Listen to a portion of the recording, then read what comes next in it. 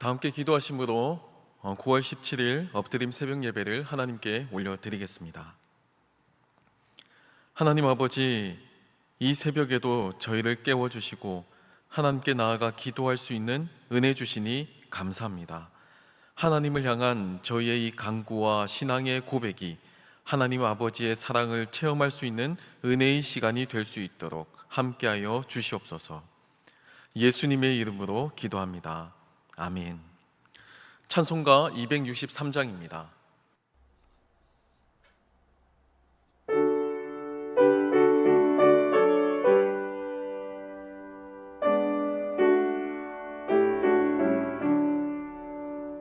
이 세상 험하고 나 비록 약하나 늘 기도 힘쓰면 큰 권능 얻겠네. 주의 은혜로 대속받아서 피와 같이 붉은 죄 눈같이 희겠네. 주님의 권능은 한없이 크오니 돌 같은 내 마음 곧 녹여주소서. 주의 은혜로 대속받아서 피와 같이 붉은 죄 눈같이 희겠네. 내 맘이 약하여 늘 넘어지오니 주 예수 힘주사 굳세게 하소서. 주의 은혜로 대속받아서 피와 같이 붉은 죄 눈같이 희겠네. 죄 사함 받은 후 새 사람 되어서 주 앞에 서는 날 늘 찬송하겠네. 주의 은혜로 대속받아서 피와 같이 붉은 죄 눈같이 희겠네.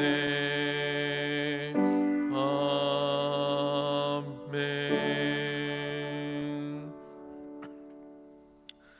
오늘 우리에게 주시는 하나님 말씀은 히브리서 9장 23절로 28절까지의 말씀입니다.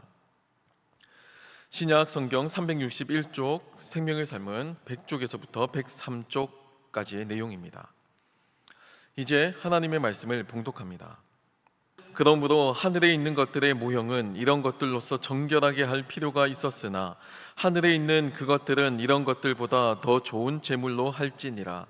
그리스도께서는 참것의 그림자인 손으로 만든 성소에 들어가지 아니하시고 바로 그 하늘에 들어가사 이제 우리를 위하여 하나님 앞에 나타나시고 대제사장이 해마다 다른 것의 피로써 성소에 들어가는 것 같이 자주 자기를 드리려고 아니하실지니 그리하면 그가 세상을 창조한 때부터 자주 고난을 받았어야 할 것이로되 이제 자기를 단번에 제물로 드려 죄를 없이 하시려고 세상 끝에 나타나셨느니라. 한 번 죽는 것은 사람에게 정해진 것이요 그 후에는 심판이 있으리니 이와 같이 그리스도도 많은 사람의 죄를 담당하시려고 단번에 들이신 바 되셨고 구원에 이르게 하기 위하여 죄와 상관없이 자기를 바라는 자들에게 두 번째 나타나시리라. 이 말씀은 살아계신 하나님의 말씀입니다. 아멘. 세계 인구의 절반 이상인 약 40억에서 50억 인구가 믿는 종교가 있습니다. 그렇게 큰 종교가 이 세상에 있을까 이렇게 반문하시는 분들도 아마 계실 텐데요. 이 거대한 종교를 소위 많은 이제 종교학자들이 아브라함 계통의 종교라고 표현합니다. 또는 셈족 계열의 종교라고 불리죠. 이것은 구약 성경에 등장하는 우리 모두가 다 알고 있는 그 역사적인 인물이죠. 아브라함이라고 하는 그 인물에서부터 출발하고 구약 성경을 인정하고 또 이 아브라함을 믿음의 조상으로 또는 신앙의 모범으로 인정하는 그 모든 형태의 종교를 총칭하는 단어입니다. 세계적으로 볼 때 기독교 인구가 약 24억으로 추산을 하거든요. 그리고 이슬람 인구가 이제 최근에 아이를 많이 가지게 되면서 약 19억까지 올라오게 되었습니다. 또 유대교도 그 안에 이제 세속적인 유대인들도 있고 다양한 계통의 유대인들이 있지만 정통파 유대교, 그러니까 종교적인 색채를 가지고 날마다 종교적 제의에 힘쓰는 그런 종교적인 유대교, 정통파 유대교인이 약 1,400만 명. 그 외에도 아브라함의 영향을 받은 다양한 종교가 알려지지 않은 소수 종파들까지 굉장히 많이 있거든요. 이렇게 아브라함을 인정하고 구약 성경의 전통을 인정하는 이러한 모든 계통의 이 아브라함 계열의 종교가 전 인류의 절반 이상을 차지한다라고 하고 있습니다. 그러니까 인류의 절반 이상이 믿는 그 종교의 핵심에 이 아브라함이 놓여 있다는 거예요. 더 놀라운 사실은 이 종교가 세계적으로 가장 오래된 종교 가운데 하나라는 사실입니다.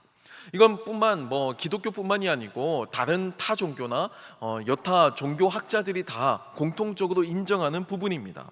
수천 년에 걸쳐서 세계 문명사를 좌지우지하며 강력한 영향력을 발휘하였기 때문에 이 아브라함 계통의 종교가 가지는 영향력, 그 의미는 세계사적으로나 또 문명사적으로 굉장히 의미 깊고 강력하죠. 고대 근동 지역에서 시작된 이 아브라함 계통의 종교는 한 가지 다른 종교와 구분되는 독특한 특징이 하나가 있습니다. 그것은 신의 유일성을 강조한다는 점이에요. 절대적인 신의 존재를 상정하고 절대적인 유일신 사상을 바탕으로 그 신의 그 강력한 주권과 또 우리를 향한 그 신의 섭리를 연결시킵니다. 하나님의 그 주권 그리고 우리를 향한 그 하나님의 통치 방식, 이 두 가지를 긴밀하게 연결시켜서 이해하고 있다는 거예요. 이것은 기독교만이 가지고 있는 굉장히 독특한 점인데요. 메소포타미아 지역의 다른 종교가 다신교를 바탕으로 해서 이제 인간을 마음대로 학대하는 신의 그 잔인함이 부각되는 특징이 있거든요. 보통 4대 문명의 발상지라고 부르죠. 메소포타미아 지역에 있는 그 티그리스 유프라테스 강, 바로 그 지역에서 문명이 발상이 될 정도로 굉장히 유서 깊은 그런 지역인데 그 지역의 특징이 다신교적 전통이었다라는 겁니다. 하지만 그 고대 근동 지역에서 다신교가 아닌 유일신 전통을 가지고 있던 그 문명이 오직 기독교적 가치가 오직 유일했다라는 거예요. 메소포타미아 지역에 이 다른 종교가 다신교를 바탕으로 해서 인간을 잔인하게 학대하는 그 신의 잔인함이 부각되었다면 아브라함 계통의 종교, 그러니까 이 기독교를 포함한 아브라함 계통의 종교는 모두 그 주권을 가지신 신이 인간과 관계를 맺으시고 또 대화를 긴밀하게 나누시는 존재로 부각됩니다. 강력한 힘을 가진 존재지만 아브라함 계통의 종교에서 그 신은 그 힘을 인간을 학대하는데 오용하고 남용하지 않고 오히려 그 힘을 바탕으로 인간을 구원하시는 신으로 그려진다는 거예요. 그리고 그 대표적인 수혜자이자 개척자, 그리고 그 신앙의 모범이 바로 아브라함으로 대표됩니다. 오늘 본문 말씀 히브리서 말씀은 온 세상을 구원하시고 또 이 온 세상을 심판하시는 이 두 가지 측면이죠. 이 구원하시고 심판하시는 예수 그리스도에 대한 내용이 담겨져 있습니다.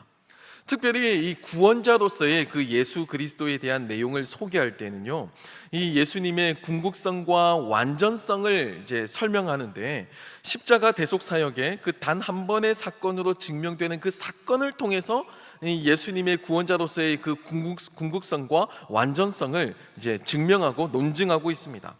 히브리서 기자는 이를 구원자로서의 예수 그리스도의 탁월성이라고 이해하고 있습니다. 모든 유대인들이 공감하고 우리 모두가 다 알고 있듯이 구약의 율법 제사는 매년 반복되어야만 했습니다. 그만큼 유효기간이 있다는 겁니다. 그만큼 유한한 희생 제의였다는 거예요. 온전하지도 않았죠. 불완전하고 늘 부족하고 반복적인 희생이 필요한 일시적인 한계가 분명한 제사였습니다. 하지만 그것과 이제 대비시켜서 설명하는 이 예수 그리스도의 구원자로서의 측면은, 예수 그리스도의 십자가 대속은 단 한 번 유일회적인 사건을 통해서 모든 인류, 그러니까 과거에 살았던 사람들과 또 지금 살고 있는 사람들, 그리고 또한 미래를 살게 될 사람들까지 효력이 있는 완전한 구원임을 나타내는데, 히브리서 기자는 이를 통해서 구약의 율법보다 더 높은 차원의 구원의 길이 바로 예수님의 십자가임을 효과적으로 강조하고 있습니다. 히브리서를 받는 그 수신자들은 이제 유대 배경에 익숙한 유대인들, 그 전통에 익숙한 사람들로서 추측하고 있거든요. 그러니까 그들이 굉장히 귀하게 여겼던 그 구약 율법을 전통을 대비시키면서 그 너희들이 그렇게 소중히 여기는 그 구약 율법의 전통보다도 훨씬 더 뛰어난 분이 바로 예수 그리스도이시다, 이것을 계속 강조하고 있는 거예요. 또한 두 번째는요, 세상을 심판하시는 그 심판자로서의 예수님에 대한 초점입니다. 이 예수님의 권위는요, 당시 고대 근동 지역의 사람들이나 구약시대 또는 기독교인뿐만 아니라 모든 사람들, 이 세상에 존재하는 모든 인류를 심판하시는 그 창조주로서의 권세를 드러내고 있습니다. 히브리서 기자는 오늘 본문 27절에 이렇게 설명하고 있는데요, 한번 죽는 것은 사람들에게 정해진 것이요 그 후에는 심판이 있으리니 라고 증거하면서 종교의 유무와 상관없이 모든 인간을 심판하실 그 예수님의 권위를 드러내고 있습니다. 탄생이 있으면 소멸이 있죠. 인간도 삶을 살아가는 생명체지만 죄로 인해서 언젠가는 죽음으로 소멸될 수밖에 없는 존재입니다. 구약 성경에서 제시하는 그 인간의 본성은 바로 이런 측면을 잘 담아내고 있어요. 삶을 살아가고는 있지만 언젠가는 소멸될 수밖에 없는 존재, 그렇게 생의 에너지가, 그 생명의 에너지가 점점 꺼져가는 존재로 그리고 있는데, 종교가 있든지 없든지 모든 인간은 이 죽음을 피할 수 없듯이 모두가 다 이 예수 그리스도의 심판대 앞에 서게 될 것임을 강조하는 겁니다. 모든 사람은 다 죽음을 마주하게 되겠죠. 태어나고 또 죽어가는 그 과정 속에서 우리는 노화를 경험하게 되고 우리의 생명의 에너지가 점점 축소되고 약해지는 것을 느낍니다. 그리고 언젠가는 모두가 다 예외 없이 죽음을 마주하게 될 거예요. 그것만큼이나 분명하게 우리 모두가 다, 모든 인류가 예수님의 심판대 앞에 서게 될 것이라고 히브리서 기자가 강조하고 있는 겁니다. 제가 앞서 설명해드린 이 아브라함 계통의 종교가 이렇게 여러 가지 비슷한 점이 많이 있지만 그럼에도 그 안에서도 세부적으로 구별될 수가 있습니다. 기독교가 이슬람교나 유대교와 가지는 결정적인 차이점이 있어요.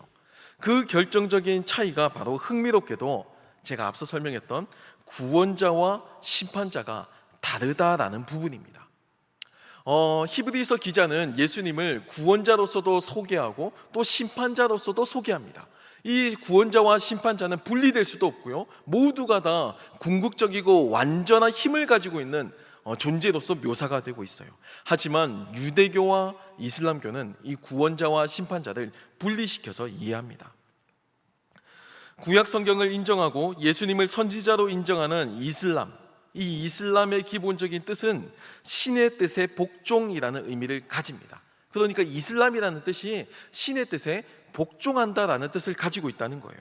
그러니까 이슬람교 신자들을 이제 보통 무슬림이라고 부르는데요, 이 무슬림은 이슬람, 즉 신의 뜻에 복종하는 사람들이라는 의미예요. 그러니까 이슬람교 입장에서 보면요, 이 아브라함은요 신의 뜻에 복종한 첫 번째 사람으로 꼽힙니다. 이슬람교에서 첫 번째 무슬림, 그 첫 번째 무슬림은 아브라함으로 이해하는 거예요. 아들 이삭을 바치라고 하는 그 이해할 수 없는 명령에도 절대 복종했죠. 그리고 갈대아 우르르, 그러니까 자신이 나고 자란 그 고향을 떠나서 새로운 땅으로 가라고 하는, 그 미지의 땅으로 가라고 하는 그 명령에도 이해가 되지 않지만 그 여러 가지 위협과 의심과 불확실성을 이겨내고 절대 복종한, 이슬람식의 표현대로 한다면 신의 뜻에 복종한 첫 번째 무슬림, 바로 그 무슬림이 아브라함이라고 이해하고 있는 겁니다. 기독교의 믿음을 복종으로 이해하는 이슬람은요, 신의 뜻대로라고 하는 그 의미를 가지는 인샬라라는 말을 입에 달고 살고 있거든요. 공항에서 비행기가 자꾸 이제 연착이 되는 겁니다. 그러니까 비행기 언제 출발하나요? 라고 질문하면 보통 아랍 세계에서 통용되는 단어가 인샬라입니다. 인샬라. 나도 모르고 항공사도 모르고 오직 신만이 아신다, 이렇게 표현하는 거예요. 빌려간 돈 언제 갚느냐라고 추궁하면요, 인샬라로 답합니다. 제가 약간 우스갯소리로 설명했지만 이들 무슬림들에게 신의 뜻은 그야말로 일상의 삶이고, 이해가 되느냐 되지 않느냐는 전혀 중요하지 않습니다. 이 신의 뜻 인샬라에 무조건 복종하는 것이 모든 무슬림들이 믿는 구원의 비결이기 때문이에요. 무슬림들의 신앙관에 있어서 모든 사람들에게는 이 두 천사가 있다고 믿거든요.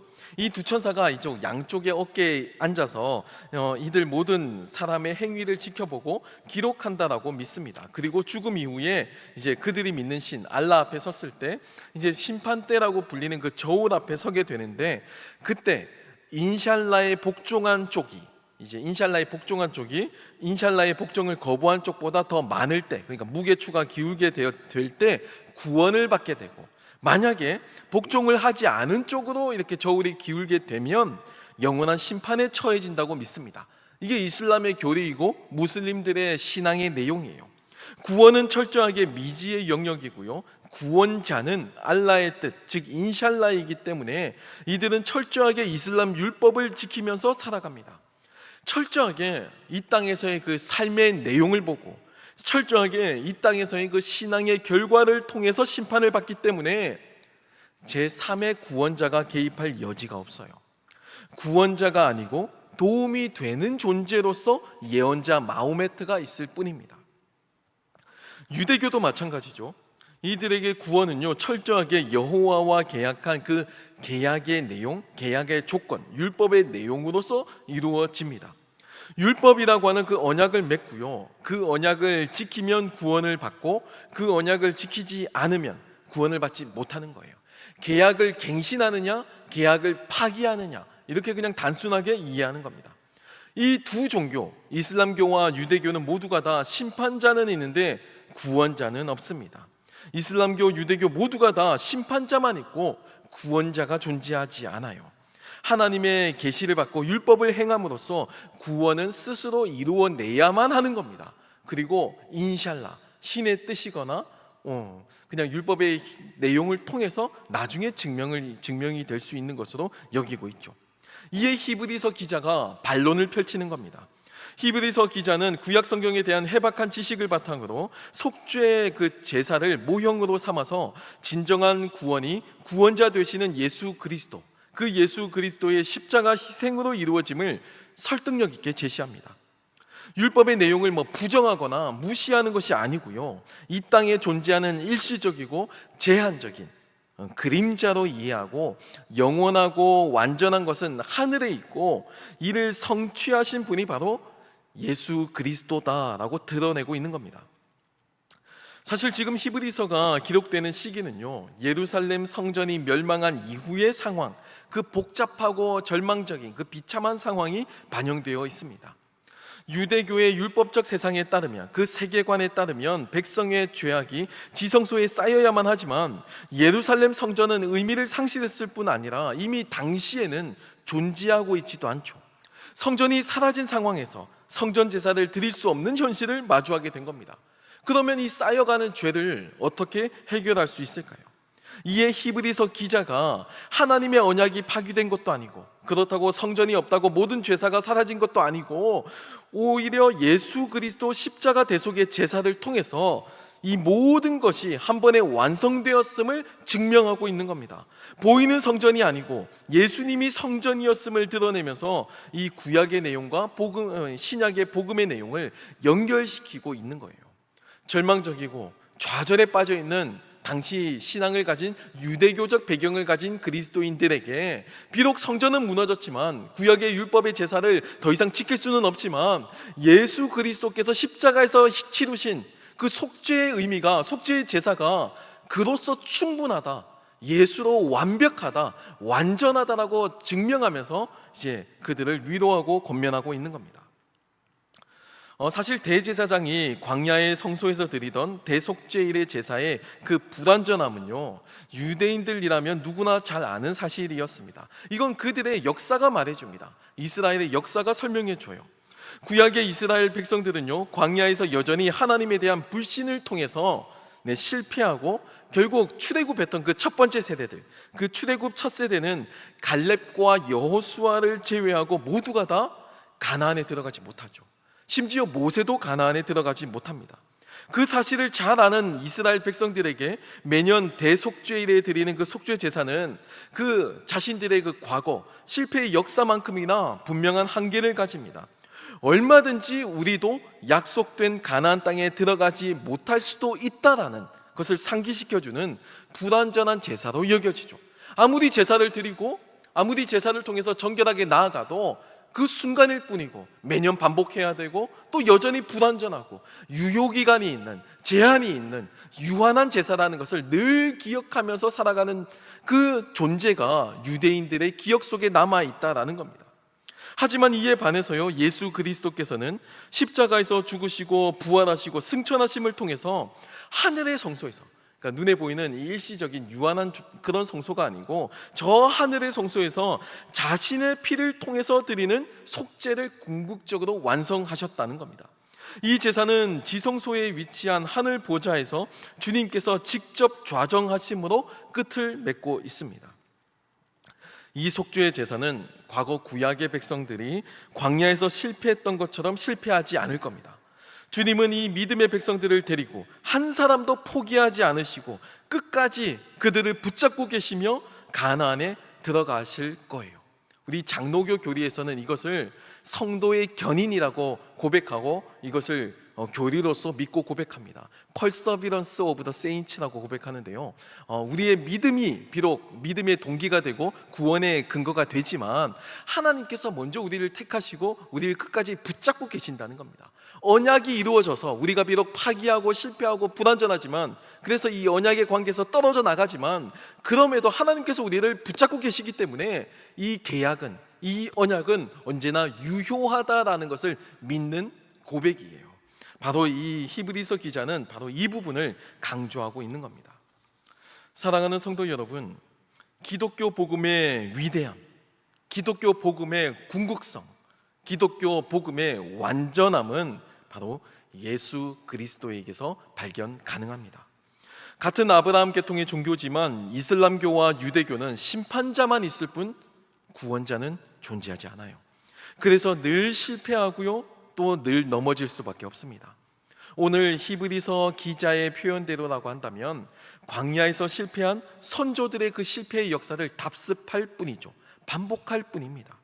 하지만 기독교 복음은 심판자 되시는 그 주님이, 그 고난을 가지신, 권세를 가지신 그 영광스러운 그 주님이 우리를 위한 구원자가 되심을 선언합니다.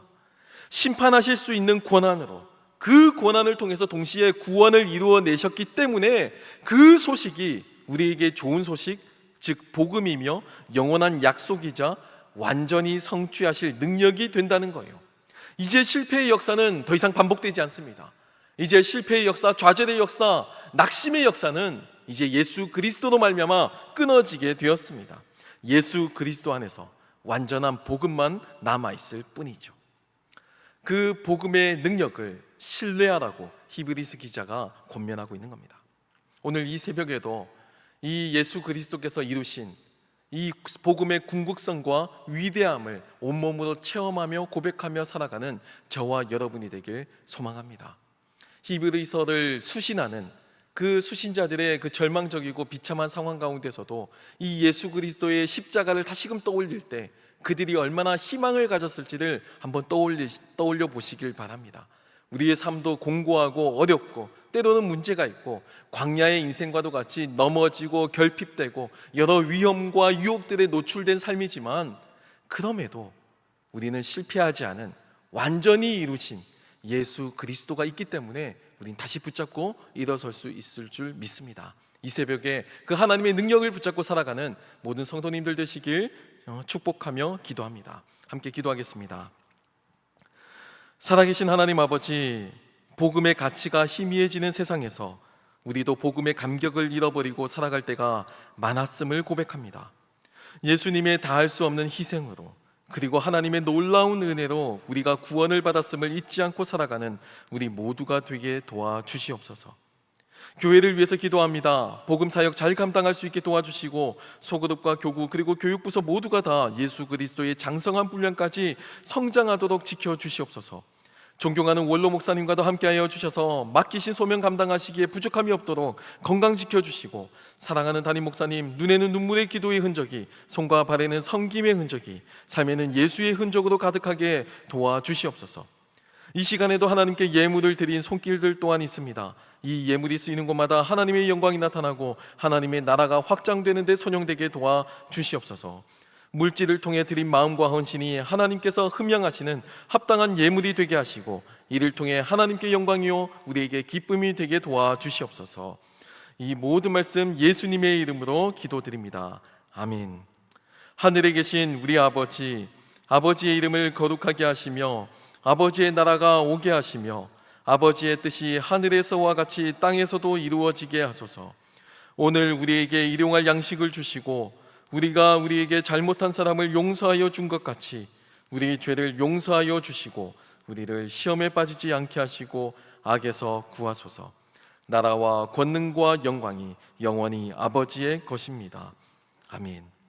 이 시간 기도하실 때 나라와 민족 교회를 위해서, 그리고 오늘 말씀을 놓고 계속해서 기도의 자리로 나아가겠습니다.